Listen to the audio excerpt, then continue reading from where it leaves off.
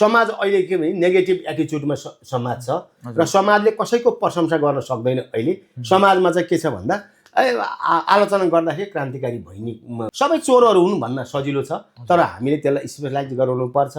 र सजिलो कुरा मान्छे अहिले के छ भने वर्गीकृत गरेर हेर्दैन एकै डालोमा सबैलाई हेर्ने चलन छ त्यो चलनलाई हामीले बिस्तारै फेर्नुपर्छ र जो साथीहरू जुन ढङ्गले चाहिँ पत्रकारिता भन्दा अरू कारिता धेरै